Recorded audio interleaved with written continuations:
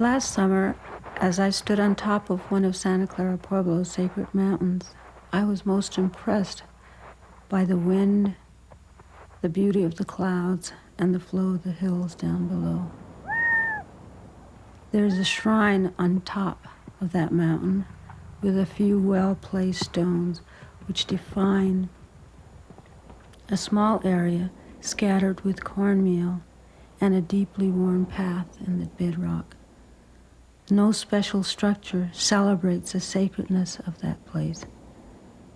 Architecturally, it is understated, almost inconspicuous. Santa Clara Pueblo was a wonderful place for a child to grow up. I was a child there in the 1940s and remember the incredible sense of well-being and containment, both socially and physically. From the plaza or the bupenge, which is literally the middle heart place of the Pueblo, we could see the far mountains encircle our lives in place.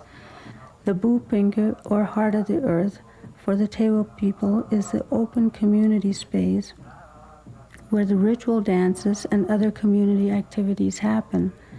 The bupenge contains the literal center of the earth, or the Nansipu, which translates as the belly root of the earth.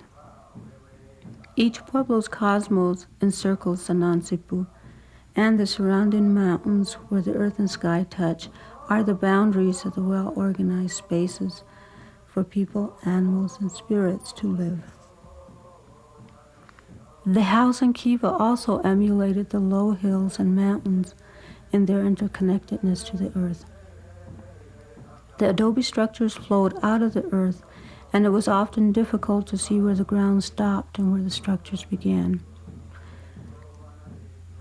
The house structures were, moreover, connected to each other, enclosing an outdoor space from which we could directly connect with the sky and focus on the moving clouds. There was one day when I was walking from the Pueblo to the day school and walking through the fields and along the stream through sagebrush bushes, sort of looking around, taking everything in. And as I looked up, there was this incredible cloud in the sky, and it kept moving, it kept changing. And I was maybe 7 or 8 years old, watching this wonderful cloud billow and grow and change its form in front of me. But it was so exciting.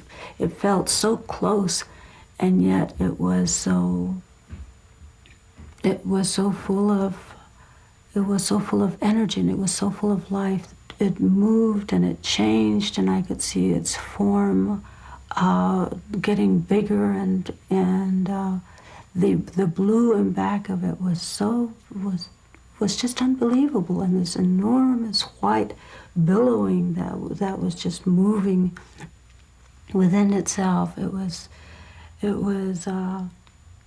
transforming in front of me. I stood there and I must have watched that cloud for about half an hour before I went on my way to school.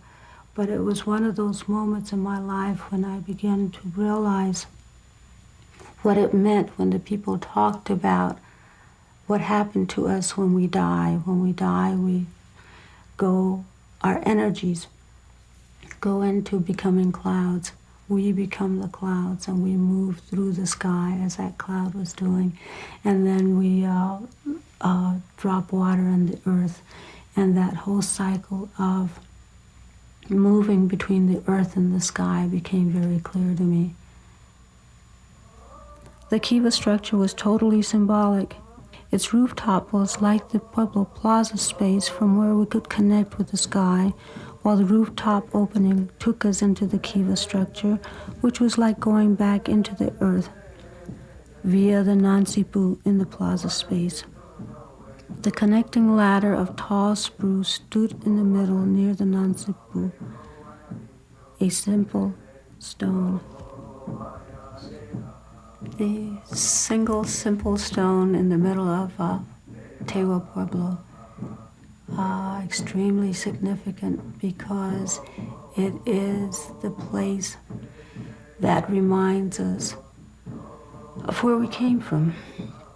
It is a place that where we flow back into the underworld, and it is that place out of which the breath flows. It is a place that we flow in and out of to connect with the other levels of existence that are there simultaneous to this one. But usually all that marks that very incredible place in the earth is a gray stone that is not even special looking. It's just a stone that would be picked up in the fields, in the arroyo, or out by the river, wherever, and it gets brought and placed there, and it's the center of the world. Everything is organized to constantly remind us of the primary connections with the earth, sky, and other life forms. These primary connections are constantly reiterated. As at that shrine that I mentioned earlier, the Nansipu and other points of this well-organized cosmos are marked by a very inconspicuous stone or grouping of stones.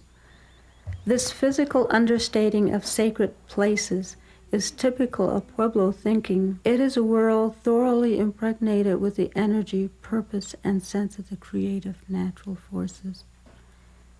It is all one. Sacredness, then, is recognizable in everyday life. The purpose of life for the Pueblo people is to be intimately connected with everything in the natural world. Clay is talked to because it is the earth and shares in the flow of life.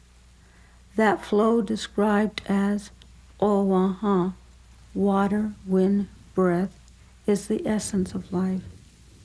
Existence is not determined by a physical body or other physical manifestation, but by the breath, which is symbolized by the movement of water and the wind. It is the breath which flows without distinction through the entirety of animate and inanimate existences. It is movement, it is transformation, it is literally the breath. Every time we take a breath, we become the universe, we become the Owaha. Because it is the Owaha that gives expression to the universe.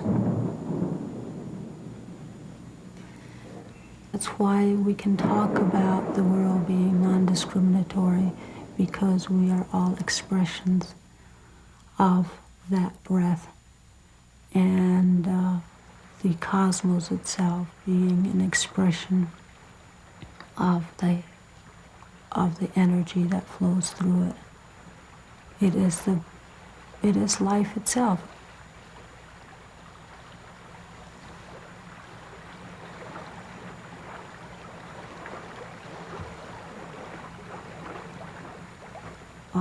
It is that which makes the water flow and the wind blow. It is a movement in the world. The Oaha, then, is the creative force causing life, much as Christian God is the originator and creator of Christian existence. Further, the belief that the Oaha flows through inanimate as well as animate beings allows buildings, ruins, places to have lifespans and to come and go as do other forms of life. Buildings and defined spaces are allowed to have life and death. One day, as I was about tasting houses on my way to school, I noticed that there was a crack forming in the wall of one of the better tasting houses. And watched that crack for couple of days and saw that it kept getting bigger, I went home and asked my grandmother why those people weren't doing anything about that crack that was forming in the wall. She shook her finger at me and says, "It's none of your concern. That's been a good house. It's been fed, it's been blessed, it's been healed, it's been taken care of. It served the people well, and it's now time for it to go back into the earth again." I stood there for a moment and says, "Do you mean the house is going to die?" And she says, "Yes, and it's good, the house. Now it's time for the house to go back into the earth again." And that again, back to that notion of cycles again, that the greatest respect that you can give to anybody, whether it's a tree, a plant, an animal, house, is that you allow them that cycle of life and death, the coming and going out of the earth. And sure enough, the house fell down. There is general acceptance that houses, human bodies, plant forms are temporary abodes through which the Oaha flows. They share in the essence of life, which gives them cycles of life, birth and death. Traditional Santa Clara Pueblo, with its soluble mud structures, is an organic unit, expanding, contracting, and changing with other life forms and forces. The older I get, and as I watch how the world is changing, the more I understand the value of our old lifestyles, beliefs, and architecture for ourselves, as well as for other people who have moved away from an intimate relationship with the land, clouds, and other life forms. I see that the respect for the natural environment that was inherent in the style and the process of building was so special and crucial for the survival of the world. I value tremendously the unself-consciousness or lack of aesthetic pretensions, which led to doing everything straightforwardly, yet which still considered the context and connections so that the practical and symbolic function were never lost. Most importantly, I treasure the sense of sacredness which pervaded that old Pueblo world. All of life, including walls, rocks, people, were part of an exquisite flowing unity.